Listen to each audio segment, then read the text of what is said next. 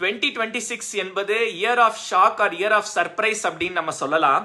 ஏன்னா தமிழ்நாட்டோட பாலிடிக்ஸை பார்க்கும்போது இத்தனை வருஷமா டூ கார்னர்ட் ஃபைட்டா இருந்த டிஎம்கே vs ஏடிஎம்கே அப்படிங்கிற ஃபைட் ஒட்டு மொத்தமா இந்த தேர்தலில் வந்து மாறி இருக்கு. தமிழக வெற்றி கழகம், முதலமைச்சர் விஜய் அவர்களுடைய தமிழக வெற்றி கழகம் அப்படிங்கிற கட்சி தனிப்பெரும் கட்சியா உருவெடுத்திருக்கு. அவங்களால தனிப்பட்டு தனியா நின்னாலும் மெஜாரிட்டி மார்க்கை ரீச் பண்ண முடியலனாலும் தனிப்பெரும் கட்சியா இந்த 2026ல அவங்க உருவெடுத்திருக்காங்க.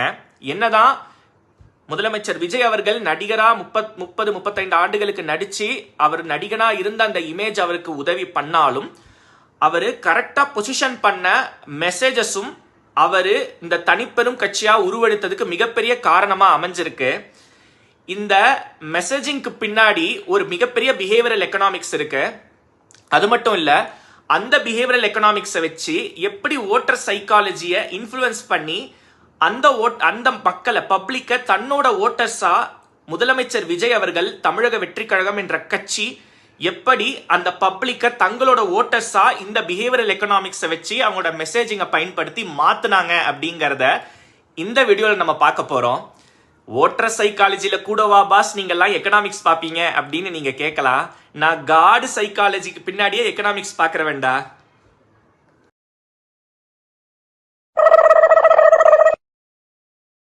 இதுல முதல் முக்கியமான விஷயம் பாத்தீங்கன்னா loss aversion or status quo bias. நம்ம ஏற்கனவே பார்த்த மாதிரி லாஸ் அவர்ஷன் எத்தனையோ ஷார்ட்ஸ் அண்ட் ரீல்ஸ்ல இதை நம்ம டிஸ்கஸ் பண்ணியிருப்போம்.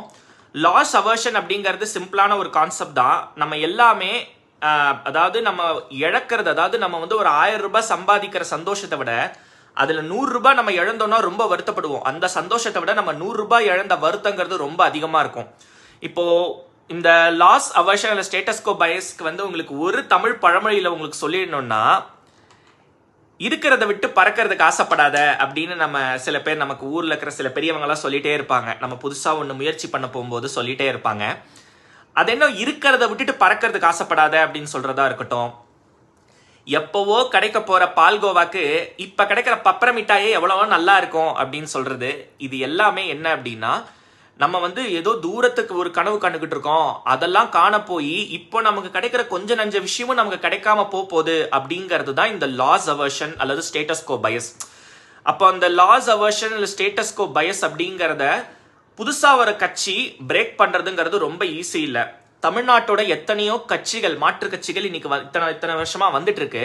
அவங்களால பிரேக் பண்ண முடியாத இந்த ஸ்டேட்டஸ் கோ பயஸை தமிழக வெற்றி கழகம், முதலமைச்சர் விஜய் அவர்களுடைய தமிழக வெற்றி கழகம் எப்படி பிரேக் பண்ணாங்க அப்படிங்கிறது வந்து ரொம்ப ஒரு முக்கியமான நம்ம பார்க்க வேண்டிய ஒரு மெசேஜிங் ஸ்ட்ராட்டஜி. அதாவது ஓட்டர்ஸ்க்கு எப்பவுமே என்னன்னா ஒரு இனர்ஷியா இருக்கும், அதாவது ஒரு ஃப்ரிக்ஷன் இருக்கும். இப்போ இருக்கிறவங்களை நம்பி ஓட்டு போட்டுட்டு இருக்கோம். இந்த சிஸ்டம்ல இருந்து நமக்கு சில பெனிஃபிட்ஸ் கிடைக்குது, என்னதான் அதுல நிறைய சிக்கல்கள் இருந்தாலும் நமக்கு சில பெனிஃபிட்ஸ் கிடைக்குது. இதை விட்டுட்டு இன்னொருத்தருக்கு ஓட்டு போட்டா நமக்கு இது கிடைக்குமா கிடைக்காதான்னு தெரியலையே, இருக்கிறத விட்டு எதுக்கு பறக்கிறதுக்கு ஆசைப்படுறது. இப்போ நமக்கு கவுன்சிலர் தெரிஞ்சவர், நம்ம எம்எல்ஏ அண்ணே தெரிஞ்சவர், ஏதாவதுனா பார்த்து பண்ணி விடுவாரு. இது கிராமத்துலயும் இருக்கும், கொஞ்சம் நகரங்கள்லயும் இருக்கும். அதிகமாக கிராமத்தில் இருக்கும் இந்த மாதிரியான சைக்காலஜி. அவங்களுக்கும் தெரியும் நம்ம யாருக்கு ஓட்டு போட்டோம்னு சொல்லிட்டு. அப்போ நம்ம எதுக்கு ரிஸ்க் எடுத்துட்டு நம்ம இவங்களுக்கே போட்டுடலாம், அட்லீஸ்ட் நமக்கு ஏதாவது கிடைக்கும், ஒன்றும் பிரச்சனை இல்லை அப்படிங்கிற மைண்ட் செட் தான் இருந்தது. தாவேக்காதை எப்படி உடைச்சாங்க அப்படின்னு பார்த்தீங்கன்னா, அவங்க எலெக்ஷனை வந்து எங்களுக்கு நீங்க ஓட்டு போடுங்க அப்படின்னு அதை ரிஸ்க் சாய்ஸா ஃப்ரேம் பண்ணல. அவங்க அதை வந்து ஒரு நியூ ஸ்டார்ட், தமிழக வெற்றி கழகத்துக்கு நீங்க ஓட்டு போடுறது அப்படிங்கிறது ஒரு புதிய மாற்றத்திற்கு நீங்க ஒரு பங்கா இருக்கீங்க, அதுக்கு நீங்க வந்து தோல் கொடுங்க அப்படின்னு சொல்லிட்டு விஜய் வந்து பொசிஷன் பண்ணாரு. அதாவது அவர் வந்து தன்னை வந்து நான் ஒட்டுமொத்தமா இந்த சிஸ்டமை மாத்த போறேன் அப்படிங்கிற மாதிரி அதை பண்ணல. ஏன்னா அது ஒரு ரிஸ்க் சாய்ஸா மாறிடும் அப்படின்னு அவர் நினைச்சிருக்காரு. அதனால அவர் என்ன பண்ணிட்டார் அப்படின்னா, ஏற்கனவே இருக்கிற சோஷியல் ஜஸ்டிஸ் பாலிடிக்ஸை தான் நானும் பண்ண போறேன், ஆனா அதுவும் திமுக அதிமுக இதுவரைக்கும் ஃபாலோ பண்ணிட்டு வந்த இந்த சமூக நீதி அரசியல்ங்கிற இந்த social justice politics and secularism தான் என்னுடைய கொள்கையும், அதைத்தான் நானும் ஃபாலோ பண்ண போறேன். ஆனா அவங்க ரெண்டு பேரும் கரப்ஷன் அண்ட் டைனாஸ்டிக் பாலிடிக்ஸ்ல வந்து, குறிப்பா டிஎம்கே வந்து கரப்ஷன் அண்ட் டைனாஸ்டிக் பாலிடிக்ஸை சிக்கிட்டாங்க. ஆனா நான் தனியா வந்து பியூர் ஃபோர்ஸா இங்க வந்திருக்கேன் அப்படிங்கிறத அவர் வலியுறுத்தினார். அவங்க எல்லாமே கரப்ட் ட்ரெடிஷனலிஸ்ட், ஆனா நான் ஒரு புதிய ஆற்றல், மாற்று ஆற்றல் அப்படின்னு சொல்லிட்டு மக்கள் கிட்ட அவர் கன்வின்ஸ் பண்றாரு. இப்படி அது ஒரு லேடர் மாதிரி வச்சு, இவங்கள மாதிரி தான் நான் எந்த வெல்ஃபேர் ஸ்கீமும் கட் பண்ண போறது இல்லை, ஆனா அவங்கள மாதிரி நான் ஊழல் மிகுந்த இதா கொடுக்காம உங்களுக்கு சேஃபான செக்யூரான ஒரு கரப்ஷன் ஃப்ரீ ஒரு கவர்மெண்ட்டை நான் கொடுக்க போறேன் அப்படிங்கிற அந்த மெசேஜிங்க அவர் வந்து தொடர்ந்து ரீடைன் பண்ணாரு. ஓட்டர் சைக்காலஜி ரீசன் 2 ஆங்கரிங் அப்படின்னு சொல்லுவோம். அதாவது ஆங்கரிங் அப்படிங்கிறது நம்ம கொடுக்குற ஃபர்ஸ்ட் பீஸ் ஆஃப் இன்ஃபர்மேஷனை வச்சு அதை நம்ம மக்கள் மனசுல கடத்தி அதுல இருந்து நம்ம எப்படி வேறுபட்டவங்கிற நம்மளை நோக்கி புல் பண்ற நரேட்டிவ்ஸை நம்ம கொடுக்கறது கொஞ்சம் டிஃபிகல்ட்டா இருக்குல்ல. புரியுற மாதிரி சொல்லணும்னா ஒரு படத்துல ஒரு வசனம் வரும், அது என்ன படங்கிறது எனக்கு தெரியல. அதாவது அடிக்கிற முதல் அடி நம்ம அடியா இருக்கணும் அப்படின்னு சொல்லுவாங்க. ஆங்கரிங் அப்படிங்கிறது கிட்டத்தட்ட அதுதான். அதாவது ஸ்டீவ் ஜாப்ஸ் அவர்கள் முதல் ஆப்பிள் ஐபோன் வெர்ஷனை வந்து வெளியிடும் போது அவர் வந்து அவரோட பிரைஸ் வந்து $200 அப்படின்னு சொல்லிட்டு எல்லாரும் மனசுலயும் விதைச்சிட்டாரு. எக்ஸாக்ட் பிரைஸ் எனக்கு தெரியல. அப்படி விதைச்சிட்டு எல்லாரும் என்ன பண்ணிட்டாங்கன்னா, ஐயோ $200 அப்படிங்கிற மாதிரியே மனசுல யோசிச்சுட்டே போய் அங்க உட்காடுறாங்க. உட்கார்ந்த உடனே அங்க பார்த்தா இந்த ஆப்பிளோட இது வந்து இவ்வளவு இது வருது, ஆனா உங்களுக்காக நான் அதை $110 தரேன் அப்படின்னு சொல்லிட்டு ஸ்டீவ் ஜாப்ஸ் சொல்லிட்டாரு. எல்லாருமே வாங்குறேன்னு சொல்லிட்டு சேல்ஸ் நல்லா பிச்சுக்குச்சு. இப்போ அவர் எடுத்தோடனே $110 அப்படின்னு சொல்லியிருந்தா வாங்கணும்னு நினைக்கிறவங்க கூட யோசிச்சிருப்பாங்க, என்னடா அதை வாங்கலாமா இல்ல என்ன ஆகும் அப்படிங்கிற மாதிரி அந்த தாட் ப்ராசஸ் எல்லாருக்கும் இருந்தது. அப்போ ஸ்டீவ் ஜாப்ஸ் அவர்கள் இந்த ஆங்கரிங் கான்செப்டை யூஸ் பண்ணி தன்னோட ஆப்பிள் ஐபோன் சேல்ஸை வந்து அதிகரிச்சுக்கிட்டாரு. அதே மாதிரி தான் தமிழக வெற்றி கழகம் அதன் தலைவர் திரு விஜய் அவர்கள் ஆங்கரிங்கை யூஸ் பண்ணார். அதாவது அவர் என்ன பண்றாரு அப்படின்னா, பொலிட்டிக்கல் ரைவல் மற்றும் ஐடியாலஜிக்கல் ரைவல்னு 2 பேரா பிரிச்சிடுறாரு. பொலிட்டிக்கல் ரைவல் வந்து தமிழ்நாட்டோட ஆளுங்கட்சியான திமுக டிஎம்கே. ஐடியாலஜிக்கல் ரைவல் என்பது ஒன்றியத்தில் ஆளும் அல்லது யூனியன் கவர்மெண்ட் அல்லது சென்ட்ரல் கவர்மெண்ட்ல ஆளுங்கட்சியான பிஜேபி. ஸோ இவங்க 2 பேர் தான் என்னுடைய ரைவல்ஸ் அப்படிங்கிறத பொசிஷன் பண்ணாரு. அதுல அதிகமா பொலிட்டிக்கல் ரைவல் அப்படிங்கிற டிஎம்கேவை தான் அவர் அதிகமாக வந்து டார்கெட் பண்றாரு. ஏன் அப்படின்னா இந்த தேர்தல் மாநில தேர்தல், மத்திய அரசாங்க தேர்தல் கிடையாது. அதனால நான் வந்து I will have to target DMK. So அந்த இதில் என்ன பண்றாரு அப்படின்னா, எல்லா மீடியாவுமே வந்து ஆன் அ ஃபேக்சுவல் பேசிஸ் இது வந்து ஒரு multi cornered or 4 cornered fight அப்படின்னு சொல்லும் போது விஜய் அவர்கள் தொடர்ந்து டிவிகே வர்சஸ் டிஎம்கே இல்ல டிஎம்கே வர்சஸ் டிவிகே அப்படிங்கிற அந்த நெரேட்டிவை தொடர்ந்து கொண்டு போயிட்டே இருந்தாரு. தன்னுடைய ஸ்பீச்சஸ்ல கூட ஒரு டிவிகேயா இல்ல டிஎம்கேயா அப்படின்னு சொல்லிட்டு மக்கள் கிட்ட தொடர்ந்து வந்து அவர் கேட்டுட்டே இருந்தாரு. ஆனா டிஎம்கேவோட ஸ்ட்ராட்டஜி என்னவா இருந்ததுன்னா, இது வந்து Delhi versus Tamil Nadu, this is BJP versus DMK. ஏன்னா அவங்க ஏடிஎம்கேவோட கோலிஷனை வந்து they framed it as BJP's coalition. Both of them could be right factually, but நம்ம எப்படி இந்த இதை ஃப்ரேம் பண்றோங்கிறத பொறுத்து தான் இது எல்லாமே மாறும். ஆனா விஜய் அவர்கள் என்ன பண்றாருன்னா டைரக்டா டிஎம்கேவோட அட்டாக் பண்றாரு. ஸோ இது ஒரு விதத்துல ஆன்டி இன்கம்பன்சி, அதாவது டிஎம்கே மேல ஆன்டி இன்கம்பன்சி ஃப்ரஸ்ட்ரேஷன் பீக்ல இருக்கிற ஓட்டர்ஸோட மைண்ட் செட்டை வந்து தாம் பக்கம் இழுக்கிறதுக்கு மிகப்பெரிய உதவியா இருந்தது. இந்த மாதிரி அவர் செய்யும் போது அவர் மேல சரி இவர் வந்து ஒரு பிஜேபியோட பி டீம் அப்படிங்கிற அந்த ஒரு மெசேஜிங் ஃபாலோ ஆகாம இருக்கிறதுக்கு there were lot of last minute drama and messages. டிவிக்கு அவங்க கட்சி சார்பில் அவங்க ஃப்ளோட் பண்ணது, உதாரணத்துக்கு வந்து பாஜக எங்க கூட டாக்ஸ்ல இருக்கு, எங்களை வந்து நான் இவ்வளவு சீட் கொடுக்குறேன், எங்க கூட வந்துரு, ஏடிஎம்கே கொலிஷன்ல வந்துருன்னு இந்த மாதிரிலாம் பண்ணாங்க. ஆனா அவர் வரல அப்படிங்கிற மாதிரியான ஒரு அங்க நடந்த நிகழ்வுகளை வச்சு ஒரு மெசேஜிங்க வந்து ஃப்ளோட் பண்ணாங்க. அது தட் ரீஅஃபர்ம்ட் இந்த பப்ளிக்ஸ் மைண்ட் தட் ஓகே இவர் பிஜேபி கூட போல தனியா நிக்கிறாரு அண்ட் செக்யூலர் சோஷியல் ஜஸ்டிஸ்ல இருந்து நாங்க வெளியே வரமாட்டோம், அந்த இதுல இருந்து நாங்க வெளியே வரமாட்டோங்கிறத சொல்லிட்டாரு. அப்படிங்கிறதுனால the voters were more convinced. So என்ன ஆச்சு அப்படின்னா, டிஎம்கே ஆப்போசிட்ல ADMK is in coalition with BJP and also these are two, இந்த ரெண்டுமே வந்து பழைய பார்ட்டிஸா இருக்கு, இன்னும் அதே மாதிரியே நம்மளை புரிஞ்சிக்காம நம்ம ஃப்ரஸ்ட்ரேஷனை புரிஞ்சிக்காம இருக்காங்க அப்படிங்கிறதுனால that votes transferred to TVK. So இந்த எலெக்ஷனை டிவிகே வர்சஸ் டிஎம்கே அப்படின்னு விஜய் அவர்கள் பொசிஷன் பண்ணதுனால அந்த டைம் போக போக அந்த மொமெண்டம் அதை யூஸ் பண்ணி மக்களோட மனசுல விஜய் அவர்களால் மட்டும்தான் டிஎம்கேவை டிஃபீட் பண்ண முடியும் அப்படிங்கிற அந்த ஒரு பர்செப்ஷனை வந்து அவர் பில்ட் பண்ணிட்டார். ஏன்னா எலெக்ஷன் தொடங்குறதுக்கு முன்னாடி தாவே கப் தொடங்கின புதுசுல டிஎம்கே வந்துட்டு எஸ் த என்டையர் நம்ம பக்கம் தான் இந்த இது இருக்கு, we are going to dominate this election 200+ அப்படின்னு நினைச்சாங்க. ஏன்னா அவங்களோட traditional scientific and conservative voting psychology படி பார்த்தா விஜய் அவர்கள் மற்ற எல்லா கட்சிகளும் போல ஆன்டி டிஎம்கே பாலிடிக்ஸ் தான் பண்றாரு. ஸோ ஒரு ஆன்டி டிஎம்கே ஏடிஎம்கே ஓட் பேங்கை தான் பிரிக்க போறாரு அப்படின்னு தான் நினைச்சாங்க. But that's not how it work. Because Vijay வந்து அந்த மொமெண்டம் ஷிஃப்டை வந்து இவ்வளோ தூரம் தாம் பக்கம் திருப்புவாரு அப்படின்னு எந்த கட்சியுமே எதிர்பார்க்கல.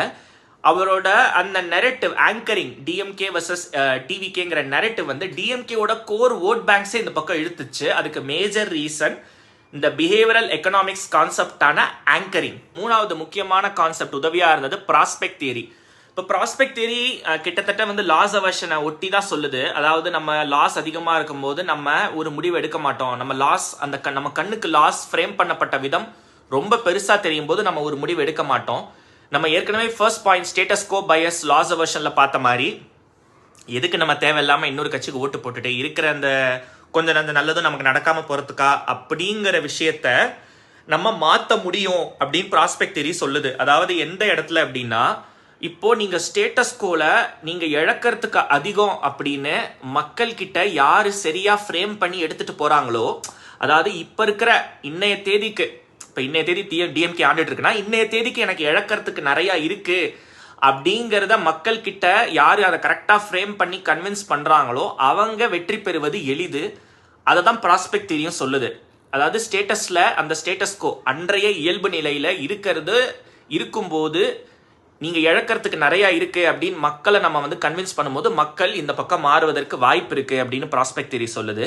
திரு விஜய் அவர்கள் அதே தான் பண்ணாரு. அவர் என்ன பண்ணார் அப்படின்னா, முன்றைய இருந்த கட்சிகள் வந்து எல்லா பாலிசிஸ்லாம் அவங்களுக்கு போடத்தான் செஞ்சாங்க, ஆனா அதனால மிகப்பெரிய கரப்ஷன் வந்துடுச்சு, இன்னைக்கு உங்களால வந்து நிம்மதியா வந்து ரோட்ல போய் நடக்க முடியுதா அப்படின்னு லா அண்ட் ஆர்டர் அண்ட் கரப்ஷன்ங்கிறத மேஜர் இஷ்யூஸா திரு விஜய் அவர்கள் வச்சு என்ன பண்ணார் அப்படின்னா, தன்னை ஒரு ப்ரோஆக்டிவ் ரிப்ளேஸ்மெண்ட்டாக சொன்னார். அதாவது இப்போ அவர் அவரோட சில மெசேஜிங்ஸ்லாம் பார்த்தீங்கன்னா, இப்போ உதாரணத்துக்கு வந்து பாட்டிலுக்கு 10 ரூபாய் அப்படின்னு பாடினதாக இருக்கட்டும், அப்புறம் ஸ்டாலின் டேக்ஸ்னு அவங்க தனியாக கொண்டு போகிறாங்கங்கிற அந்த மெசேஜிங்காக இருக்கட்டும், இது எல்லாமே அதாவது டிஎம்கே மேலே இருக்கிற ஆன்டி இன்கம்பென்ட் ஓட்டர்ஸ், அதாவது ஆட்சிக்கு எதிரான மனநிலை கொண்ட வாக்காளர்களுக்கு இது மிகப்பெரிய ஒரு ஐ ஓப்பனராக இருந்தது. அவங்கள பொறுத்த வரைக்கும் அவங்க நினைச்சாங்கன்னா, ரைட், அப்போ விஜய் அவர்கள் வந்து நானும் இவங்களோட சோஷியல் ஜஸ்டிஸ் வெல்ஃபேர் பாலிடிக்ஸ் தான் கொடுக்க போறேன், ஆனா அதை வந்து இன்னும் டிரான்ஸ்பரண்டா இன்னும் லோக்கலைஸ்டா கஸ்டமைஸ்டா கொடுக்க போறேன் அப்படின்னு சொல்றாரு. ஏன் இவரை நம்பி ஓட்டு போடக்கூடாது அப்படிங்கிற ஒரு மனமாற்றம் வருது. ஏன்னா அவர் தன்னை பொசிஷன் பண்ண விதம், அவர் என்ன சொல்றாரு, நீங்க இவங்க கூட தொடர்ந்து இருந்தீங்கன்னா இன்னும் பெண்களுக்கு பாதுகாப்பு இருக்காது, இன்னும் நீங்க தொடர்ந்து இந்த கரப்ஷன்னால வந்து நீங்க இழக்கிறதுக்கு நிறைய இருக்கும், இன்னும் ரெட்டேபிசம் அதிகமாக இருக்கும் அப்படிங்கிற பாயிண்ட்ஸை விஜய் அவர்கள் தொடர்ந்து தன்னோட ஸ்பீச்சஸில் வந்து முன் வச்சுட்டே இருந்திருக்காரு. இதை பார்த்த அந்த ஆன்டி இன்கம்பென்ட் ஓட்டர்ஸ்க்கு இது ஒரு மிகப்பெரிய ஒரு அவங்கள வந்து அப்பீல் பண்ணுச்சு. அவங்க என்ன நினைச்சாங்க, right, this is the best time to vote for a new party அப்படின்னு சொல்லிட்டு அவங்க ஒரு முடிவெடுக்கிறாங்க. 4வது முக்கியமான காரணம் பார்த்தீங்கன்னா மாரல் ஃப்ரேமிங் அப்படிங்கிறது. நமக்கு ஃப்ரேமிங் தெரியும், ஒரு மெசேஜை நம்ம எப்படி மக்களுக்கு கொண்டு போய் சேர்க்கிறோங்கிறது ஃப்ரேமிங். அதே இந்த மாரல் ஃப்ரேமிங் அப்படின்னா, நம்ம இத்தனை நாளாக ஓட்டு போட்டுட்டு இருந்தது எதை வச்சு அப்படின்னு பார்த்தீங்கன்னா, எக்ஸ்பீரியன்ஸ், லெகசி, அப்புறம் சீனியாரிட்டி. அப்போ எதுக்குப்பா நம்ம திமுக அதிமுக ஓட்டு போடுறோம், இல்லப்பா நம்மளை சுற்றி இருக்கிற இஷ்யூஸ் வந்து சுற்றி இருக்கிற விஷயங்கள் ரொம்ப சிக்கலாக இருக்கு, இடியாப்ப சிக்கல்னு நம்ம சொல்லுவோம் தமிழ்ல, ரொம்ப இடியாப்ப சிக்கலாக இருக்கு, டக்குன்னு நம்ம நினைச்சோடனே மாத்திர முடியாது, அதுக்கு ஒரு எக்ஸ்பீரியன்ஸ்ட் ஹேண்ட் தேவைப்படும்பா, ஒரு சீனியாரிட்டி தேவைப்படும், ஒரு லெகசி தேவைப்படும்ல, இத்தனை நாளா ஹேண்டில் பண்ண டிஎம்கே ஏடிஎம்கே விடவா வந்து விஜய்க்கு தெரிஞ்சிட போகுது அப்படிங்கிற ஒரு தாட் இருக்கும். விஜய் அந்த தாட்டுக்குள்ள போல, ஏன்னா அவர் அந்த சைக்காலஜிக்குள்ள போனாருன்னா அவர் எந்த விதத்துலயும் இந்த எக்ஸிஸ்டிங் பார்ட்டிஸோட எக்ஸ்பீரியன்ஸ்க்கும் லெகசிக்கும் மேட்ச் கிடையாது, இது அவருக்கே நல்லா தெரியும். அப்ப அவர் என்ன பண்றாரு அப்படின்னா, மாரலா தன்னை ஃப்ரேம் பண்றாரு. என்ன சொல்றாருன்னா, தன்னோட கட்சியை ஆனஸ்டி, பியூரிட்டி அண்ட் இன்டெகிரிட்டி பேசிஸ்ல வந்து அவர் ஃப்ரேம் பண்றார். அதாவது தீய சக்தி வர்சஸ் தூய சக்தி. இப்போ உதாரணத்துக்கு ஓம் சக்தி பராசக்தி அப்படின்னு சொல்லி அவர் பண்ணதா இருக்கட்டும், தீய சக்தி தூய சக்தி அப்படின்னு அவர் பண்ணதா இருக்கட்டும், இது எல்லாமே பார்த்தீங்கன்னா ஒரு வித மாரல் ஃப்ரேமிங். இது மக்கள் மனசை ரொம்ப நல்லா ஒர்க் ஆச்சு. ஏன் அப்படின்னா, அதுவரை ஓகே திமுக மேல இருந்த அந்த ஆட்சிக்கு எதிரான மனநிலையில இருந்த அந்த ஓட்டர்ஸ்க்கு வந்து ஒரு மிகப்பெரிய ஒரு அவுட்லெட் கிடைச்சது. அதே மாதிரி ஏடிஎம்கேக்கு வாக்கு போட்ட பல ஓட்டர்ஸ்க்கும் வந்து ஓகே இது இன்னும் பெட்டரா இருக்கு, எடப்பாடி பழனிசாமி கூட வந்து கொஞ்சம் பிஜேபி கூட காம்ப்ரமைஸ் பண்ணிக்கிறாரு, இவர் தனிச்சு நிற்கிறார், சரி இவருக்கே போடுவோம் அப்படின்னு சொல்லிட்டு அந்த 2 ஓட்டர்ஸுமே பேக்டா இவர் பக்கம் திரும்பறதுக்கு இந்த மாரல் ஃப்ரேமிங் ஒரு மிகப்பெரிய காரணியா அமைஞ்சது. 5வது மேஜர் ரீசன் ஹேலோ இஃபெக்ட் அப்படிங்கிற ஒரு கான்செப்ட். ஹேலோ இஃபெக்ட் அப்படிங்கிறது என்னன்னா, நமக்கு ஒரு குறிப்பிட்ட ப்ராடக்ட் அல்லது பிராண்ட் மேல இருக்கிற பாசிட்டிவ் இம்ப்ரெஷன் அப்படிங்கிறது நம்மளை தொடர்ந்து அந்த பிராண்டை வந்து யூஸ் பண்ண புஷ் பண்ணும். அந்த பிராண்ட்ல எவ்வளோதான் சில லிமிடேஷன்ஸ் இருந்தாலும் அதுதான் ஹேலோ இஃபெக்ட் அப்படின்னு நம்ம சொல்லுவோம். இப்போ உங்களுக்கு பிடிச்ச சில பர்சனாலிட்டிஸ் இருப்பாங்க, ஃபார் எக்ஸாம்பிள் ரஜினிகாந்த், கமல்ஹாசன், தோனி, சச்சின் டெண்டுல்கர், விராட் கோலி, ரோஹித் சர்மா, இந்த மாதிரி. இப்போ நான் அவங்கள பற்றி டக்குன்னு ஒரு நெகட்டிவ் நியூஸ் போட்டேன்னு வச்சுக்கோங்களேன், அது உடனே வந்து எடுப்படாது. ஏன்னா அவங்களுடைய விளையாட்டின் மூலமாகவும் அவங்களோட வாழ்க்கையோட ஸ்டோரிஸ் மூலமாகவும் அவங்க இது வரைக்கும் கான்ட்ரிபியூட் அவங்க ஃபீல்டில் அவங்க துறையில் கான்ட்ரிபியூட் பண்ணதோட லெகசி மூலமாகவும் அதை வேர்ட் ஆஃப் மவுத்தாக மாற்றினதன் மூலமாகவும் அவங்க என்ன பண்ணியிருக்காங்கன்னா அவங்க மேலே ஒரு மிகப்பெரிய ஒரு பாசிட்டிவ் இம்ப்ரெஷனை வந்து பில்டு பண்ணியிருக்காங்க. ஸோ நமக்கு அந்த ஹாலோ எஃபெக்ட் அப்படின்னு சொல்லுவோம். அதனால நமக்கு என்னன்னா அவங்க வந்து இவ்வளோ சொத்து சேர்த்து இது வந்து இப்படி ஊழல் பண்ணிட்டாங்க, இவ்வளோ டேக்ஸ் கட்டலை அப்படின்னு நமக்கு நியூஸ் வந்தாலும் அது நம்மளை பெரிய அளவு அவங்க மேலே நமக்கு அது தவறான ஒரு கண்ணோட்டம் வருவதற்கு நம்மளை புஷ் பண்ணாது. காரணம் இத்தனை நாளாக நம்ம அவங்க மேலே வச்சிருந்த அந்த ஹாலோ எஃபெக்ட், அந்த பாசிட்டிவ் இம்ப்ரெஷன். தமிழக வெற்றி கழக தலைவர் திரு விஜய் அவர்கள் மேலே நிறையா வழக்குகள், அவர் மேலே வந்து இந்த மாதிரி டாக்ஸ் கட்டில் நிறையா வழக்குகள் இருந்தாலும் அவர் சினிமா வழியாக ஒரு மிகப்பெரிய ஒரு பாசிட்டிவ் இம்ப்ரெஷனை வந்து அவர் பில்டு பண்ணியிருந்தார். சினிமா வழியாக அவர் 3 முக்கியமான ஒரு பாசிட்டிவ் இம்ப்ரெஷனை வந்து தன்னை மேலே வந்து பில்டு பண்ணியிருந்தார். உதாரணத்துக்கு ஃபர்ஸ்ட் வந்து ஆனஸ்ட் மேன், செகண்ட் வந்து அவர் வந்து ப்ரொடெக்டர், தேர்டு வந்து common man. Honest man, okay, ரொம்ப நேர்மையாக இருக்கிறவர். செகண்ட் வந்து பார்த்தீங்கன்னா ப்ரொடெக்டர், பெண்களுக்கு ஒன்றுனா காக்கிறவர் அப்படிங்கிற அந்த ப்ரொடெக்டர் இமேஜ், இல்லை சமூகத்துக்கு ஒன்றுனா அதை காப்பாற்றுறவருங்கிற ப்ரொடெக்டர் இமேஜ். மூணாவது காமன் மேன், நான் உங்களில் ஒருத்தன் அப்படிங்கிற அந்த காமன் மேன், ஆனால் நம்ம பக்கத்து வீட்டு பையன் அப்படிங்கிற அந்த இமேஜ். இந்த 3த்தையும் வச்சு தன்னோட மூவியோட மொராலிட்டி இருக்குது பார்த்தீங்களா, மூவியில் நல்லவங்கிறது வந்து பொலிட்டிக்கல் மொராலிட்டியாகவும் அவரால் மாற்ற முடிஞ்சது. ஏன்னா தனியாக நின்னதுனாலையும் மற்ற கட்சியோட கூட்டணி சேராமல் நின்னதுனாலையும் அந்த மூவி மொராலிட்டி அவர் பொலிட்டிக்கல் மொராலிட்டியாக மாற்றி அது மக்கள் கிட்ட மெசேஜிங்காக கொண்டு போய் ஈஸியாக விஜய் அவர்களால் வந்து சேர்க்க முடிஞ்சுது. எத்தனையோ நம்ம அவதூறுகள் சொல்ல முடியாது, எத்தனையோ லாஜிக்கலாகவே விஜய் அவர்கள் மேலே நிறைய அரசியல் சார்ந்த கேள்விகளை முன் வச்சாலும், ஏன் அவரை பர்சனலாக சிலது அட்டாக்ஸ் நடந்தாலும், அதுக்கு நடுவில் நடந்தவர்களுக்கான நிகழ்வுகள் எதுவாக இருந்தாலும் அது எல்லாமே அவருக்கு சிம்பத்தி கார்டாக மாறி போச்சு. ஏன்னா ஹாலோ எஃபெக்ட் அப்படிங்கிறது இருக்கும்போது, ஹாலோ எஃபெக்ட் நமக்கு தொடர்ந்து அவர் மேலே 30 ஆண்டுகளுக்கு மேலே நமக்கு அவர் மேலே ஒரு பெரிய பாசிட்டிவ் இம்ப்ரெஷன் அப்படிங்கிறது அதிகமாக நமக்கு ஊட்டப்பட்டதால அவர் மேலே அந்த சின்ன நெகட்டிவ் இல்லை அந்த நெகட்டிவ்னஸ் அதிகமாக வந்து நிறைய சமூகத்தில் வந்து டிஸ்கஸ் பண்ணப்படும் போது, இல்லை அவர் மேலே இருக்கிற அந்த விமர்சனங்கள் சமூகத்தில் எல்லாரும் மத்தியிலையும் வந்து பேசப்படும் போது அது ஓவரால் அந்த ஓட்டிங் பப்ளிக் மேலே அது வந்து ஒரு சிம்பத்தி ஃபேக்டராக மாறி போச்சு. ஸோ அது எதுவுமே வந்து பெரிய அளவுக்கு அவரை வந்து ரொம்ப ஸ்ட்ராங்காக அவரை இம்பேக்ட் பண்ணலை யாரும் எதிர்பார்த்த மாதிரி. ஸோ ஹாலோ எஃபெக்ட் அவருக்கு இருந்த அவர் மேலே அந்த கிரிட்டிசிசம்ஸ், அவர் மேலே அந்த கான்ட்ரவர்சிஸ் எதுவுமே அவருடைய அந்த வின்னபிலிட்டியை பாதிக்காத மாதிரி அவரை பார்த்துக்குச்சு. 6வது முக்கியமான காரணம் தாவேகா எப்படி பிஹேவியரல் எக்கனாமிக்ஸை யூஸ் பண்ணி ஓட்டர் சைக்காலஜியை கிராக் பண்ணாங்க அப்படிங்கிறதுக்கு ஐடென்டிட்டி எக்கனாமிக்ஸ். நம்ம ஏற்கனவே ஒரு ஷார்ட்ஸில் பார்த்த மாதிரி நம்மளுடைய ஆடியன்ஸ் குறிப்பாக ஜென்ஸி வந்துட்டு பாலிசிஸ் இதெல்லாம் பார்த்துட்டு பெரும்பான்மை ஓட்டு போடுறவங்க கிடையாது. அதில் ஒரு சிறு பகுதி இருக்கலாம் உறுதியாக, ஆனால் பெரும்பான்மை அவங்க யாரு கூட ரிலேட் பண்ணுறாங்க அப்படிங்கிறத பொறுத்து, அவங்களோட ரிலேட்டபிலிட்டி, இமோஷனல் ரிலேட்டபிலிட்டி பொறுத்து தான் அவங்க ஒருத்தரை ட்ரஸ்ட் பண்ண ஆரம்பிப்பாங்க. அது குறிப்பாக அவங்களுக்கு மட்டும் இல்லை, நிறைய மனுஷங்களுக்கும் இது இருக்குது. பட் அதோட ஷேர் வந்து அதிகமாக இருக்குது.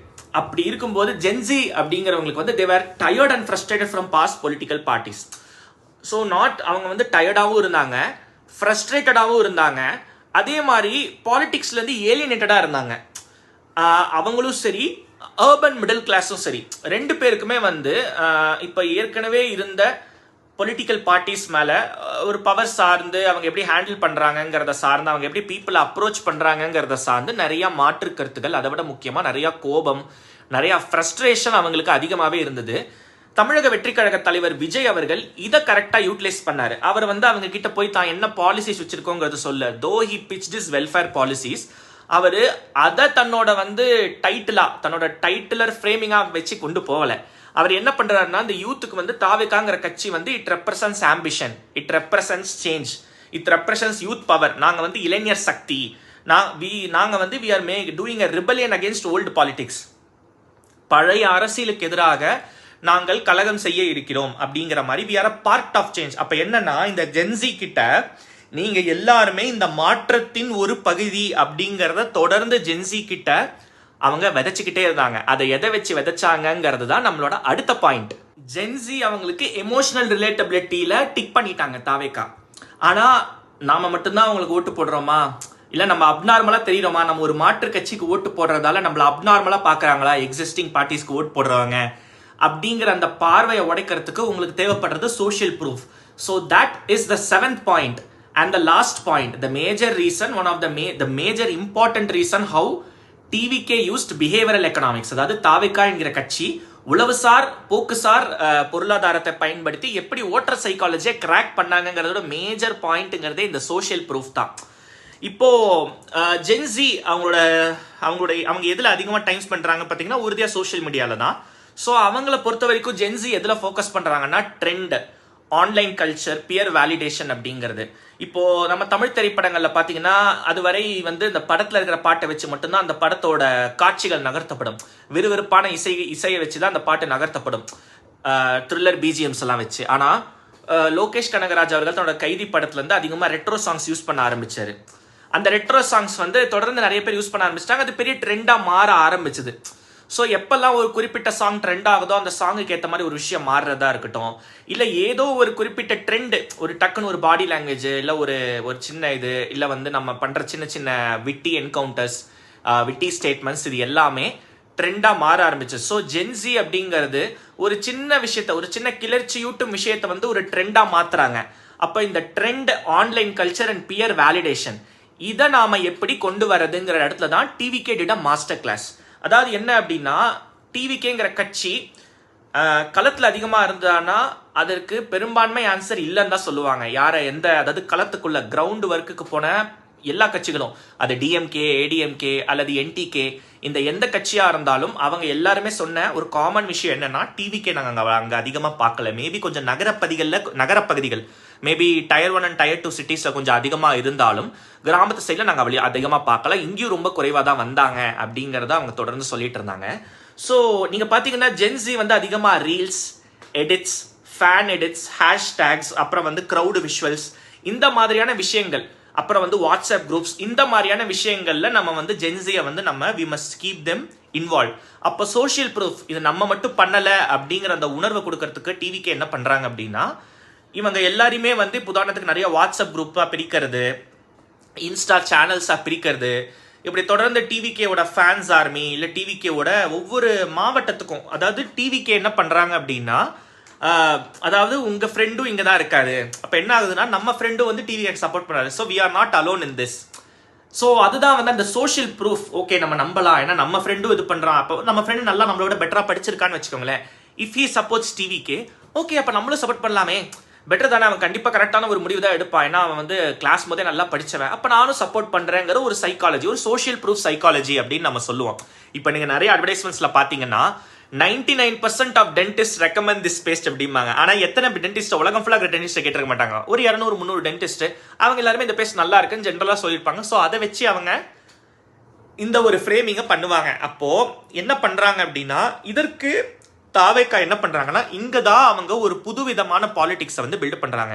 இதுக்கு முன்னாடி இருந்த பாலிசி கேடர் பேஸ்ட் கிரவுண்ட் ஒர்க் பாலிடிக்ஸ் அப்படிங்கறத மொத்தமா மாத்தி அவங்க என்ன பண்றாங்க அப்படின்னா, அவங்க டிஜிட்டல் வார் ரூம் பாலிடிக்ஸை ஒட்டு மொத்தமா கையில் எடுக்கிறாங்க. அதாவது நீங்க மற்ற அரசியல் தலைவர்கள், ஸ்டாலின் அவர்களா இருக்கட்டும், திருமதி எடப்பாடி பழனிசாமி அவர்களா இருக்கட்டும், முன்னாள் முதலமைச்சர் ஸ்டாலின், அதற்கு முன்பு முதலமைச்சராக இருந்த திருமதி எடப்பாடி பழனிசாமி மற்றும் நாம் தமிழர் கட்சியின் தலைமை ஒருங்கிணைப்பாளர் திரு சீமான் அவர்களா இருக்கட்டும், அவங்க the kind of ground work and campaigns they attendedங்கிறது, அந்த உழைப்புங்கிறது ரொம்ப ஹியூஜ், இது யாரும் மறுக்க மாட்டாங்க. ஆனா விஜய் அவர்கள் என்ன பண்ணாங்கன்னா, கிட்டத்தட்ட ஒரு 20-30 பொலிட்டிக்கல் பப்ளிக் மீட்டிங்ஸ் தான் அவர் அட்டன் பண்ணியிருப்பாரு எலெக்ஷனுக்கு முன்னாடி. அப்போ அந்த ஒரு குறிப்பிட்ட ஒரு பப்ளிக் மீட்டிங்ல அதிகபட்சம் ஒரு 10 மினிட்ஸ் பேசியிருப்பாரு, 10 or 15 மினிட்ஸ் மேக்ஸ்.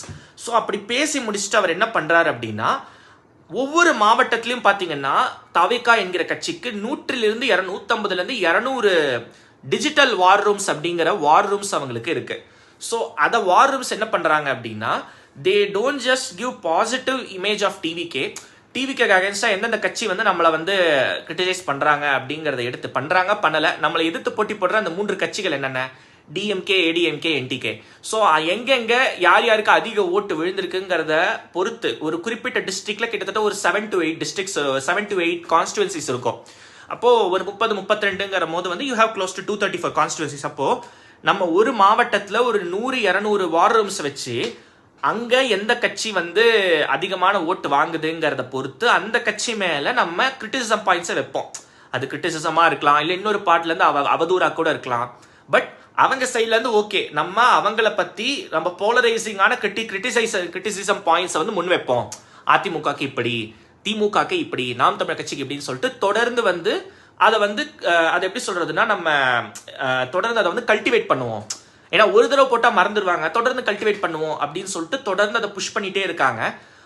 அந்த ஜென்சி ஆடியன்ஸ் ஏற்கனவே முன்னால் இருந்த கட்சிகள் மேலே ஒரு கடும் கோபத்தில் இருந்த ஜென்சி ஆடியன்ஸ்க்கு பார்த்தீங்கன்னா, சரி இவங்க தொடர்ந்து இப்படியே பண்ணிட்டு இருக்காங்க, என்னென்ன மாதிரிலாம் பண்ணுறாங்க பாரு அப்படிங்கிற அந்த கோபம் தொடர்ந்து கல்டிவேட் ஆகுது. ஸோ அவங்கள தொடர்ந்து அந்த கோபத்தில் அவங்க வச்சிருக்கிறதுக்கான வேலையை இந்த விதமான ஒரு சோஷியல் ப்ரூஃப், ஒரு டிஜிட்டல் வார் ரூம் செட்டப்பில் அவங்க பார்த்துக்கிறாங்க. அதே மாதிரி அவங்கள எல்லாரையும் வந்து ஓட் போடுறதுக்கு புஷ் பண்ணுறாங்க. நீங்கள் ஓட் போட வந்துருங்க, மே 4 அதாவது ஏப்ரல் 23 மாற்றத்திற்கான நாள், நீங்கள்லாம் வந்து ஓட் போடுறீங்கிற அந்த பொசிஷனிங்கை தொடர்ந்து பண்ணிகிட்டே இருக்காங்க. ஸோ அதில் பெரும்பான்மை என்ன வந்து பார்த்தீங்கன்னா, they flock to the voting centres.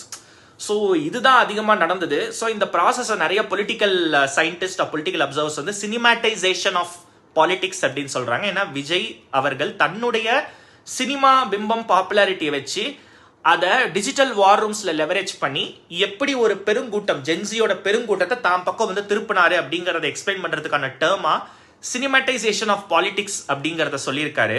ஒரு ஓட்டர் எப்படி ஓட் போடுறாங்கிறது ஒரு எக்கனாமிக்ஸ் தான். Because when an voter decides to vote, ஒரு வாக்காளன் தான் வாக்கு செலுத்த வேண்டும் என்று முடிவு செய்யும் போது அவன் வாக்கு செலுத்தும் முடிவானது பொருளாதாரம். Because economics is all about how humans make decisions. பொருளாதாரம் என்பது மனிதர்கள் பல்வேறு சூழ்நிலைகளில் காலங்கள் கடந்தும் எப்படிப்பட்ட முடிவை எடுக்கிறார்கள், எடுக்க தள்ளப்படுகிறார்கள் அப்படிங்கிறத ஆராயறது தான் பொருளாதாரத்தோட ஒரு மேஜர் கோர். அப்போ நம்ம இந்த ஓட்டர் சைக்காலஜி அப்படிங்கிறத படிக்கும் போது நமக்கு ஒரு விஷயம் என்ன புரியும்னா, நம்ம நினைச்சிட்டு இருப்போம் ரேஷனலா மக்கள் யோசிச்சு ஓட்டு போடுறாங்க அப்படின்னு. அதுல அது எப்பவுமே இருக்கும், ரேஷனலே யூஸ் பண்றதுல நம்ம சொல்ல முடியாது. ஆனா மக்கள் வந்து ரொம்ப டீப் டைவா இறங்கி அவங்க என்னென்ன பாலிசிஸ் ஒவ்வொரு கட்சி சொல்றாங்கிறத பாக்குறதுக்கு கிடையாது. நாங்கள் பிஹேவியரல் எக்கனாமிக்ஸ்ல ஒரு டேர்ம் யூஸ் பண்ணுவோம், ஹியூரிஸ்டிக்ஸ் அப்படின்னு சொல்லிட்டு. ஹியூரிஸ்டிக்ஸ் அப்படிங்கிறது மென்டல் ஷார்ட்கட்ஸ். இப்போ டக்குன்னு இப்போ உதாரணத்துக்கு நீங்கள் வந்து தோனி த அன்டோல்ட் ஸ்டோரியில் பார்த்தீங்கன்னா, அங்கே வந்து ட்ரெயின் டிக்கெட் கலெக்டராக திரு தோனி அவர்கள் உட்கார்ந்துருப்பாரு. அப்போ அவரோட முதலாளி மேனேஜர் வந்து கேட்பாரு, நீ பவுன்சர் வந்தால் என்ன பண்ணுவ, புல் ஷாட் அடிப்பேன் அப்படின்னு சொல்லிட்டு. அப்போ என்னன்னா, என்ன மாதிரி ஒரு பால் ஒரு குறிப்பிட்ட பிச்சில் வருதுங்கிறத பார்த்துட்டு அங்கே ஃப்ரண்ட் ஃபுட்டா பேக் ஃபுட்டாங்கிறதும் என்ன ஷாட் ஆடுறதுங்கிறதும் ஒரு மாடலா, அதாவது அது ஒரு ஹியூரிஸ்டிக்கா மென்டல் ஷார்ட்கட்டா பேட்ஸ்மேன் வந்து மனசுல வச்சிருப்பாங்க. இதே மாதிரி தான் நம்ம எக்ஸாமுக்கு படிக்கும் போது இப்போ உதாரணத்துக்கு திருக்குறளை எழுதியவர் யார், திருவள்ளுவர், திருன்றிருக்கு திருவள்ளுவர். அந்த மாதிரி நம்ம வந்து அந்த மென்டல் ஷார்ட்கட்ஸை வச்சு தான் மக்கள் முடிவெடுப்பாங்க.